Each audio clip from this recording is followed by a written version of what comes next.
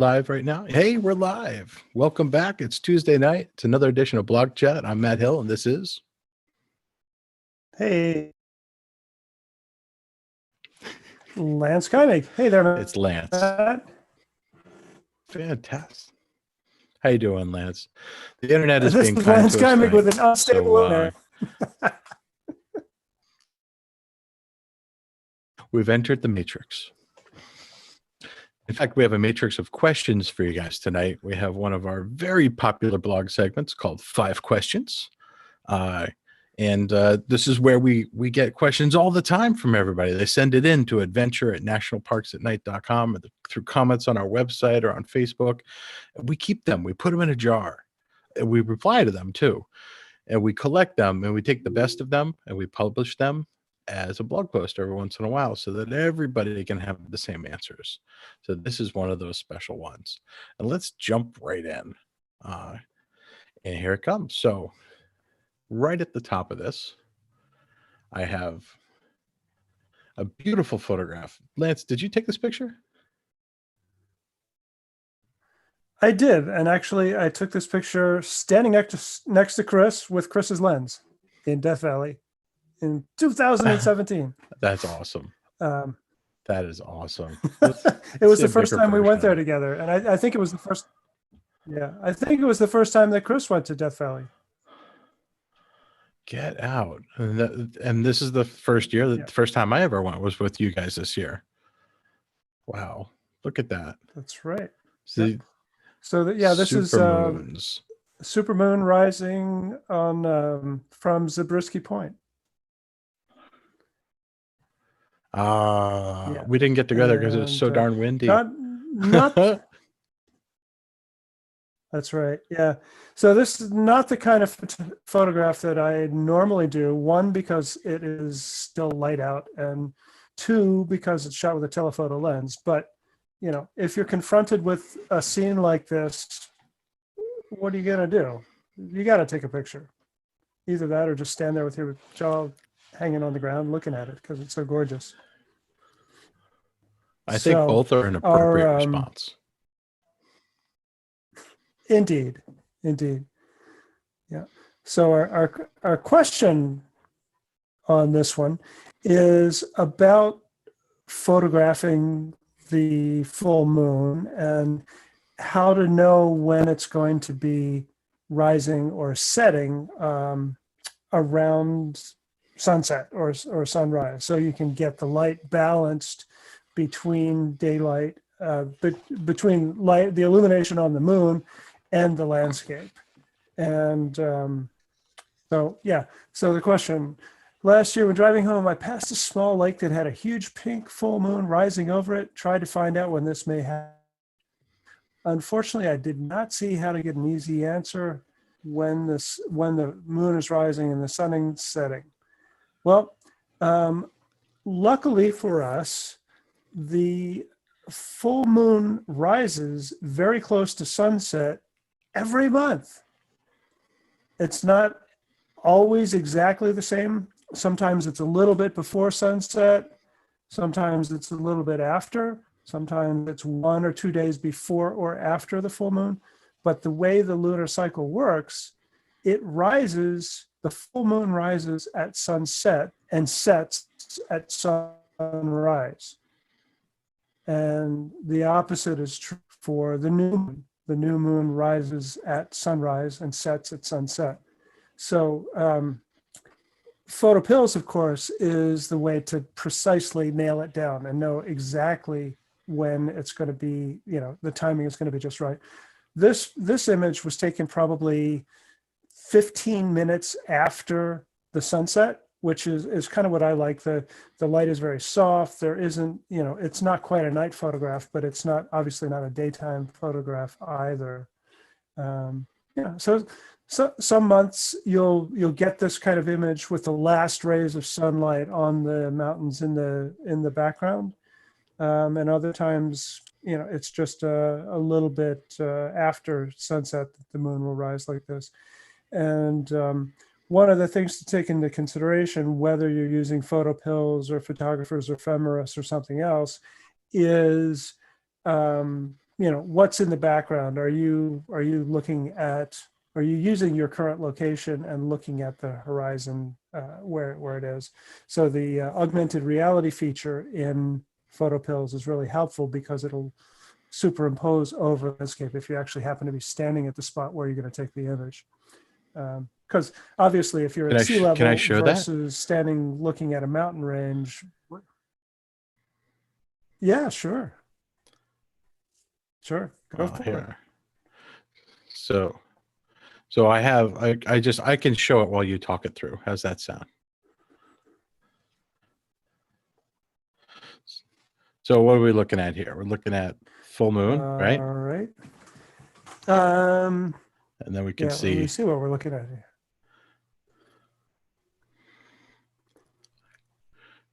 There we go. So we got the full moon at 4:46 a.m. Aha. It's that beautiful internet we have today. All right, folks, just open up your PhotoPills app and you'll see what we're talking about.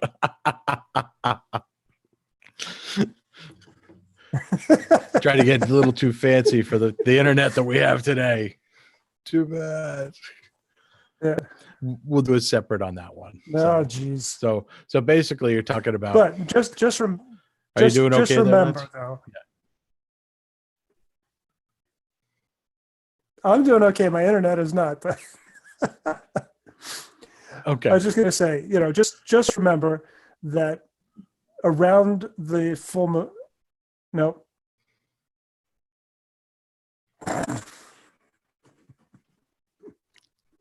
We're going to go back to screen sharing. How about you turn off your camera and we'll save some internet here. Yeah, we'll do. There we go. There we go. All right. Okay. So, all right. Question about the Venus Optics LAOWA lens. Yeah, I know you had a 15 millimeter Zeiss that was your go-to lens for a long time, and then when you got this one to try out, you were pretty excited about it. So, what's the poop? Well, I should have prepared better for this. That is awful to say, right? It comes down to this. The LAOWA lens is not only smaller and lighter, but I can put a smaller screw thread filter on it. I mean, the 15 millimeter Zeiss was unique at the time that it could accept a screw-in filter if I wanted to put one, but it had a metal flower hood, a tulip lens hood that you couldn't take off. The Venus has a removable, reversible metal lens hood, which is fantastic. Of course, it's for a Z body, so of course it's a lot smaller. It doesn't have to have that mirror box to get around. But it's an f2 lens, and the Zeiss is a 2.8. So I'm probably never going to shoot it at f2, to be honest. But when I did a blind test shooting the LAOWA next to the Zeiss and next to two other two other lenses, turns out that it was the best of the crop. And that's what I set out to do. I said, I'm going to borrow these lenses, I'm going to shoot them, and I'm going to decide what's my next lens to replace these f-mount lenses, because I want to go all mirrorless. And that was, it makes sense when too. I looked at the comb. It does. When I looked at the coma on these, this was my test back then. I made this big old chart where I zoomed in and I saw that at 2.8, it was relatively completely gone for the LAOWA, which was a big deal. And this was the Zeiss.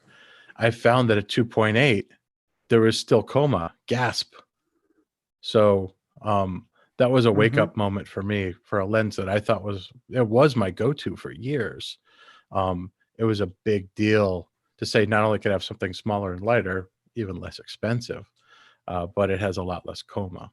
So, yeah, it was a big deal. So our question was, like, what do I know about the lens, and the company and the quality and performance? Venus Optics is a relative newcomer to lens making, they certainly don't have the depth of industry that Zeiss does, because they're in medical imaging and all this other stuff too. But they're trying to be fleet of foot, and they're trying to make really special lenses. They do some other cool things. If you look up the LAOWA macro lens, if you have never seen this, then you're in for a treat. Where is it?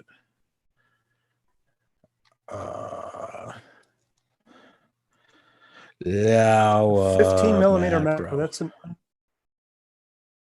That's an No, unusual focal Check length this. for a macro lens, isn't it? Look. Yeah, no kidding. And how about this 24 f14 probe lens? This is one of the coolest things I've ever seen. And when you guys have a chance, watch the video on this. They actually take that lens. It's submersible, and you can put it in water. It has a ringlet at the end and stuff. So when you're asking about what kind of company LAOWA is, they're wildly inventive, deeply technical, and they're going after the cine lens market now too. So it seems like they're just a boutique shop that's grown into something a little bit larger, and they're hungry, and they're pretty darn good at what they do. They've got my money. Wow. So yeah, what other mounts do they make? They make DSLR and they make DSLR and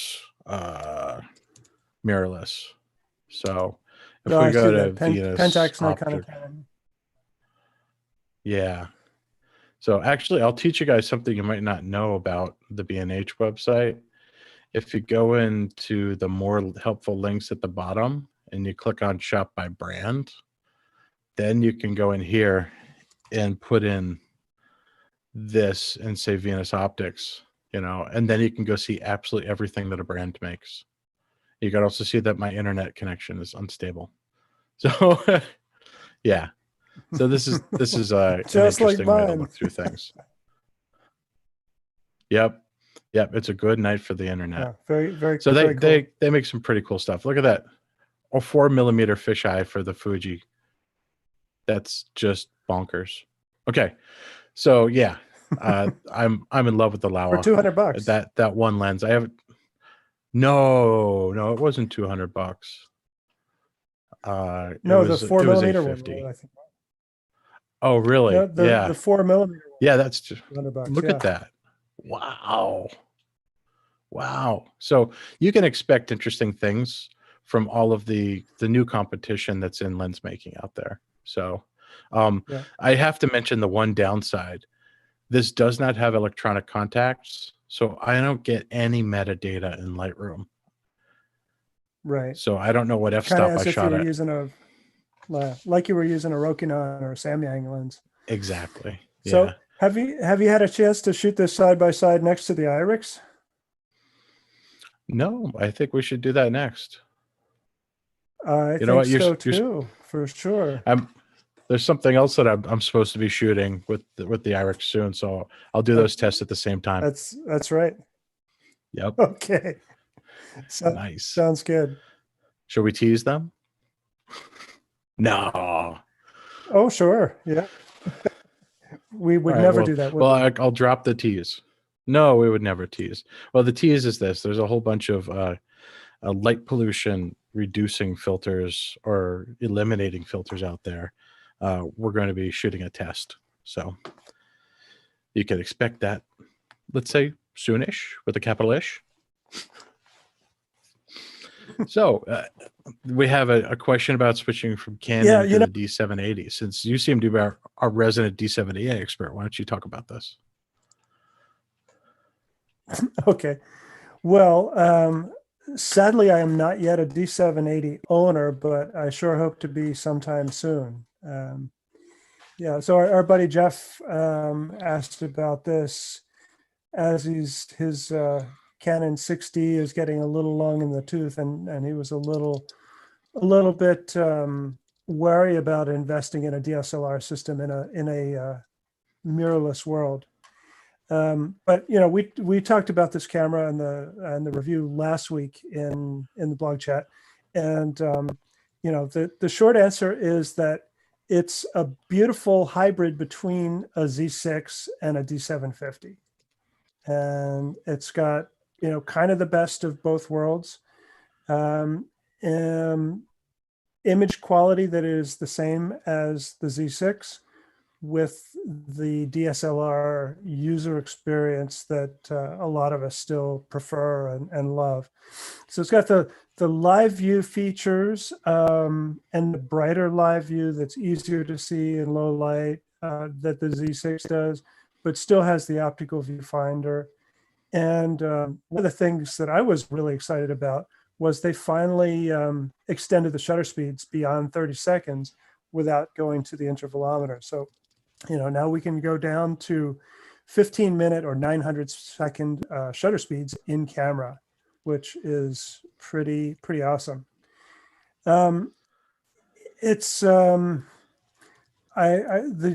downside to it that most people are tuned into is that it does not have a drive screw on the bottom for a motor drive or for a vertical grip. So no extra battery, no vertical grip.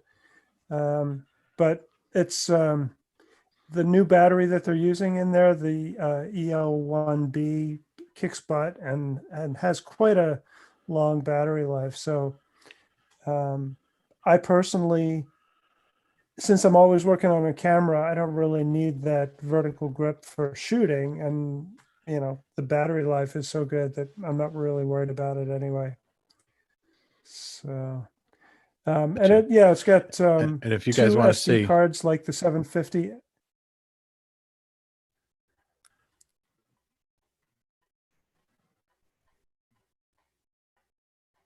Now I think it's Matt's internet connection that's crapping out on us. No. Sorry about that. Yeah. Sorry about that. Keep talking. Yeah. So on our blog, which hopefully y'all subscribe to and read on a regular basis, last week was a full review of the D780 and comparing it to the Z6 and the 750 for image quality.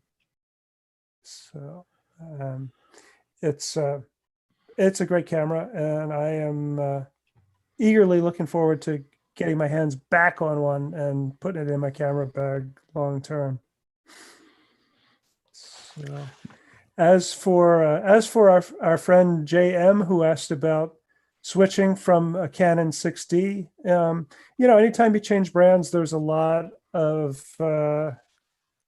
there's a lot of back and forth there. It's like, well, I'm invested in a bunch of nice glass. I have to either sell that or figure out what to do with it. You know, so he's faced with, do I go mirrorless or DSLR, and do I stick with Canon or go with Nikon? And what I told him personally was that the where Canon had a big strength before for night photography was in a better image quality in the live view, which made focusing and composing in the dark easier. But with the Mark IV, the 5D Mark IV, something changed, and there's no way to get a really bright live view in low light, and it's quite difficult to focus on stars with a 5D Mark IV. So now might be a good time to switch. So. Hey, Lance. So yeah, I think there's a couple of questions that I dropped in the chat. If you take a look at those, I'll start talking about the next part. One of the questions that we had was, does it allow for setting a series of shots at those longer exposures? Does one still have to use an intervalometer for, say, star trails? That's from Suzanne.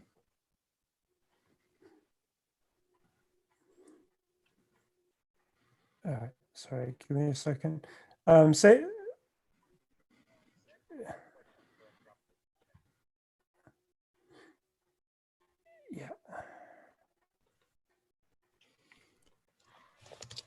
All right. Yeah. Okay. Can you hear me? I can hear you. Yeah.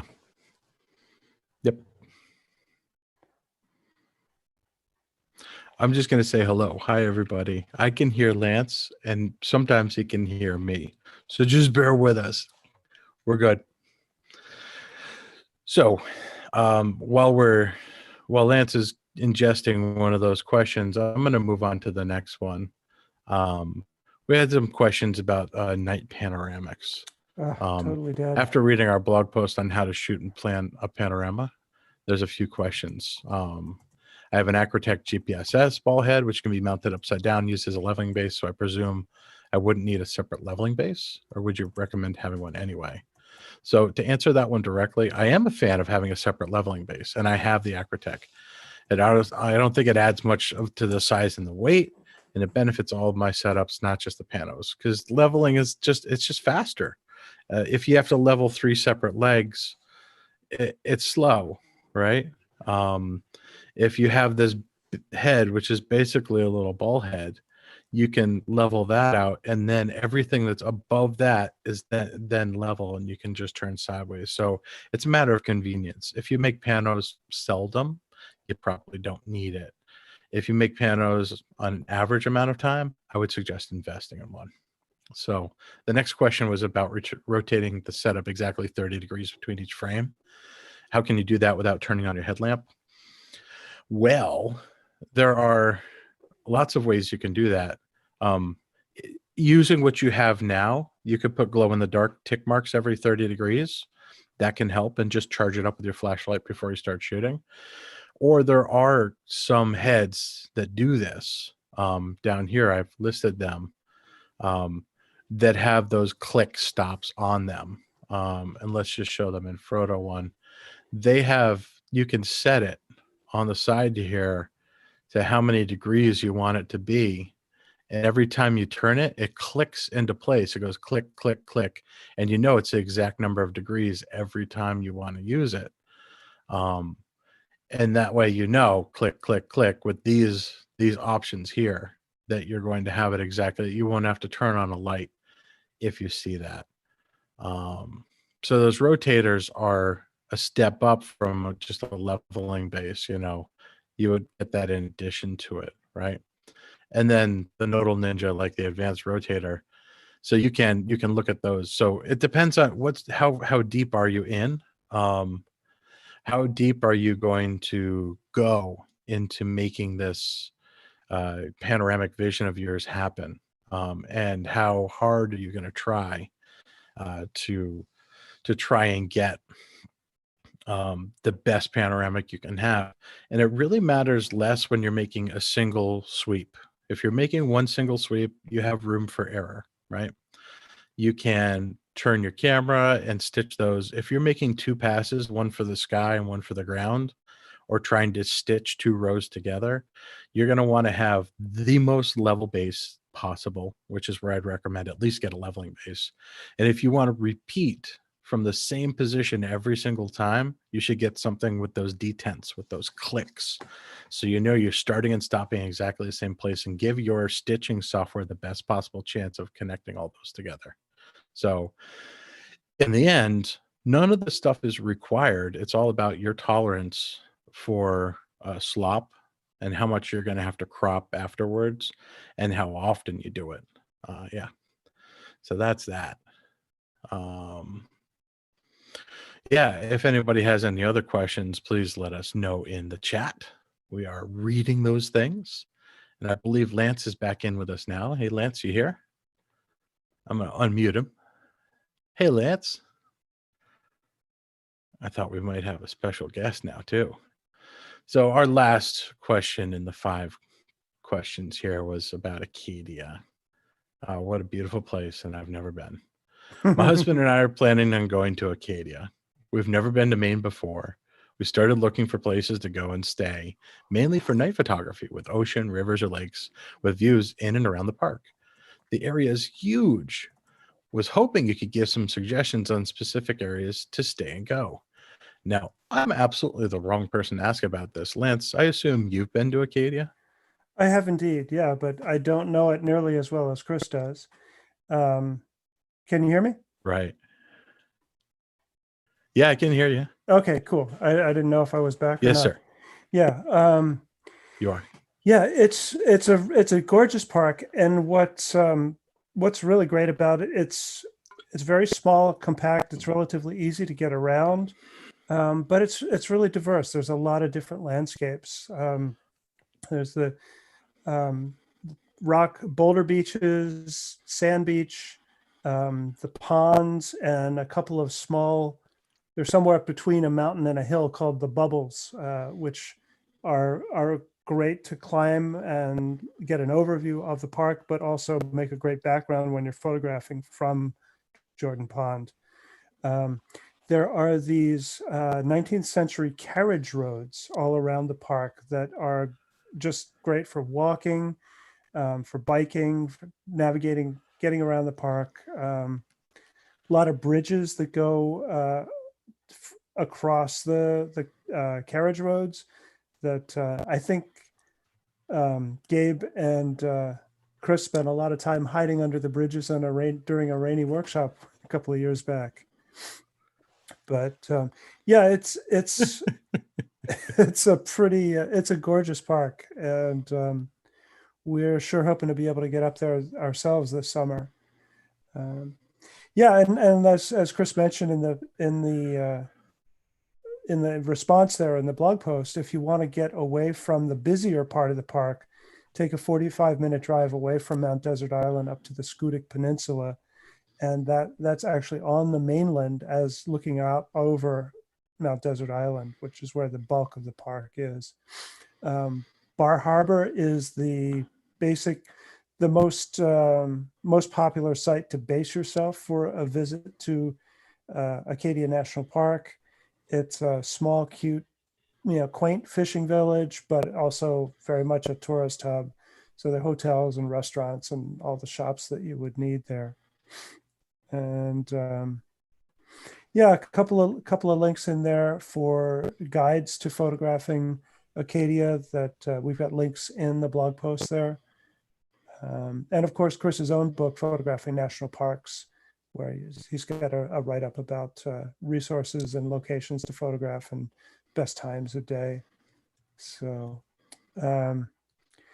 yeah, it's if you haven't seen the Maine coastline, it is really pretty amazing. And it's quite different from a lot of the rest of New England. If you're used to Massachusetts beaches, it's really quite different and certainly worth a trip up there. So Fantastic. I can't wait. It's been years since I've been to Maine. Probably 15 years since I've been to Maine. So I got to get back there. Might be a good year. Yeah. Yeah. Well, I think there was I hear that things are changing, right? Yeah, right. There's a little caveat at the bottom of the Chris's reply there. Currently, there is a 14-day self-quarantine for out-of-state visitors who come into Maine. The way things stand right now, that is in place until August 1st. I know the tourism industry, the hotels, restaurants are really pushing very hard to have that moved up to July 1st. And that's certainly something that we're hopeful is going to be able to happen also, since we have 2 workshops scheduled to happen in Maine in the month of July. So just a crazy, crazy time with everything that's going on right now. And fingers crossed, everybody's doing their best, right? Yeah. What else can we do? I mean, we're here doing BlogChat instead of being out photographing. You know what's funny? I was talking about doing BlogChat with Chris when we were in Death Valley anyway. So I feel like we would have been doing BlogChat even if COVID hadn't descended upon us like a swarm of bleh. Yeah, maybe so. It's fun. It's fun to do for sure. But I haven't been anywhere other than my backyard photographing for 2 months now. So I'm looking forward to getting back out there. Yeah, me too, man. Me too. Yeah. I'm sure the rest of you are too. And we thank you all for tuning in. for our shenanigans on the internet. It's important to know that you're still out there. You make us feel better about the care we put into the stuff that we do for you. So thank you for showing up and attending and responding to us. We appreciate you. Yep. Yeah. And I'm going to respond before Oh, get off there. I'm going to respond to the questions on there on the chat window. And hey, what's going on tomorrow night with Instagram Live? oh, we have Another a teaser. special guest. Gabe has art. Gabe has art. Gabe will have art. Gabe will be making art. No, he's not going to be making art. He'll be speaking with art. That's right. Art from BenQ, right? Yeah. I'm sorry. I don't know how to pronounce his last name. Do you? I just want to say swan song. No, That's Art Summit Swan. I'm so sorry, Art. yes. We love you, man, but I haven't practiced saying your last name. I apologize. Gabe will get it right tomorrow. My promise to you. So join us at 8 p.m. tomorrow. Yeah. And then on Thursday, there's going to be another image review. And we definitely, you guys dig deep. You know, if you shot something out your window or off your deck, we'd love to see it. If you have a challenging image from your library, you can visit the npan.co/live. There's a link to the image review in there. And we'd love to see some more submissions for this week, and we'd love to have you be a part of it. So, indeed. Yeah. So we got a lot of love in the chat there. Was there anything else that we should answer? It's good to see Jeff McCrum. Thanks for dialing in. Yep. Yeah, and Suzanne, I'm in the process of typing a response to your question, but let me answer that real quick while we can, right? Why not? Yes. So yeah, that's the really cool thing about the 780, and her question was about doing in-camera stacking or using the intervalometer for exposures longer than 30 seconds. So yeah, you don't need to use an external intervalometer for image stacking now, because the internal one will allow you to access those extended shutter speeds.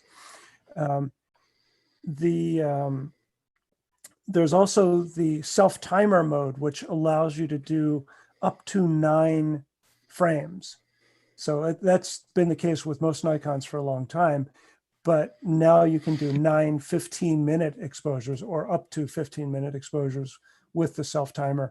And I find that a little bit easier to access and use than the internal intervalometer, but that also works too. And you can basically do unlimited exposures with the internal intervalometer up to 15 minutes each. The catch or the caveat to using that is that we're used to using the plug-in external ones where the interval is the time in between the shots. With the internal intervalometer, the interval is the time in between the shots plus the length of the exposure. So if you're doing a 15-minute exposure, then your interval is 15 minutes and 1 second. So that's a little weird and takes a while to get used to setting up. But in any case, if you're like me and you lose or you break your intervalometers, or you forget to bring them, or the battery's dead, or you just don't feel like pulling it out of your bag and plugging it in, you don't have to anymore with the D780. So that's a really nice feature. So anything else in there? Yeah, I'm just gonna say thank you, because this is good. We usually bloviate for like an hour, right? And we went pretty quick today, so I just want to say thank you, Suzanne and Julianne and Jamie, and Katrina. It's good to see everybody here. I mentioned Jeff before. Jeff, thank you for the note about the link. We'll take care of that in the blog post. And Sue and Hadley, always great to see you guys. And Sandra, you're there all the time. And Julianne. And Jamie and too. Marge. Cool. Yeah. And Jamie too. Thank you all. Yep. Thanks. I feel like it's the romp. You remember Romper Room? I was always a Captain Kangaroo guy myself, man. I didn't do I Miss did Sally. that too, I but you like know. Captain Kangaroo. And thank you. Oh, didn't she had the magic mirror, right? And I see Matt. The Magic Garden, Magic. Yes, that's what I was remembering. That's what it Yeah, was. Yeah. yeah. I loved it when my name was called, didn't we all? Did they ever say Lance? No, Lance? no, they did not. Nope, they didn't. But Wow. so be it. Specials. I don't know. It was probably all reruns Oh, by the time we boy. were watching it anyway, right? Yeah. Yeah, probably. Yeah. Oh, and I just saw Suzanne say something. She's right. Intervalometers break all the time. It is a pet peeve of mine. I have a blog post that's waiting in the wings talking about, I guess, my new favorite darling. Let's see if I have it here. No, it's over there behind the camera. The Photix Aeon. This is one that breaks less because it has fewer of the problems. I'll have a detailed review of that coming out. It hasn't broken yet for me, but I'm only on my first one. So that's better, Matt. if It hasn't broken yet. I mean, everything breaks, right? Period. There's nothing I know of that doesn't break. I mean, stone breaks, right? So let's just be honest. You know, humans can't make things that don't break. Hey, I've got a freezer out in my garage that hasn't broken since 1950 something. So yes, and eventually it's gonna break. So yes, and I have a Vortex, a Vornado fan that's definitely from the 50s or something like that that hasn't broken yet. And I'm sure it hasn't been greased since the 50s either. And I love that thing. I agree. But yeah, Suzanne, there's something to look forward to be reading soon. So we'll see when that comes out on the publishing schedule. But our gratitude. You guys rock. Thank you for being here. We'll see you on Instagram tomorrow. And if we don't see you there, we'll see you on Image Review on Thursday. very good. Lance, thanks for joining me tonight. You bet, Matt. Thank you. And I'm glad the internet finally participated in this talk. Right on, man. All right. Good night, everybody. Good night, We'll see you everyone. later. Good night, internets. Good night, internet.